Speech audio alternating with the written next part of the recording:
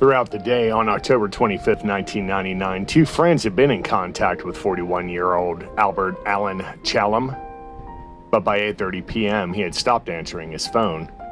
At 1:30 a.m., the friends went to the $1.1 million mansion in Colts Neck Township, New Jersey, where Chalem lived.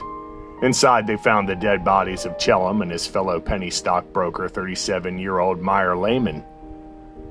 The victims were lying face down on the kitchen floor in a pool of blood. Chalem had been shot once in the chest and 5 times in the neck and head. Lehmann had been shot once in the leg and 3 times in the head. Both Chalem and Lehmann had a long history of shady business deals.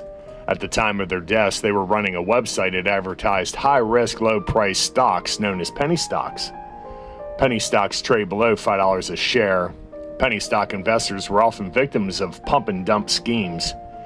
In this fraudulent activity, stockbrokers or stocks promoters recommend that potential investors buy shares of low-priced penny stock, which pumps up the price. Then the promoters dump and sell their shares at an inflated price right before the stock loses its value for the new investors.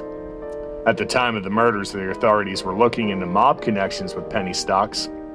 The double murder had all the hallmarks of a mob hit. However, it's unclear if the American and Russian mafia performed the hit or if anybody at all was involved. One possible clue is a voicemail found on Chalem's answering machine. The call was made around the time of the murders, and the message simply said, "Call me back, emergency." Police speculated the caller knew that the murderers were on their way to execute Chalem and Lehmann. Joe Logan, an associate of the two victims, may have known the identity of the caller. Logan was one of the two friends in contact with Chalem the day of his murder. Logan was also one of the people who found the bodies. Weeks earlier, Russian mobsters Boris and Michael Vax had visited Logan at his office to talk to Chalem. After the meeting, Chalem punched Logan in the face.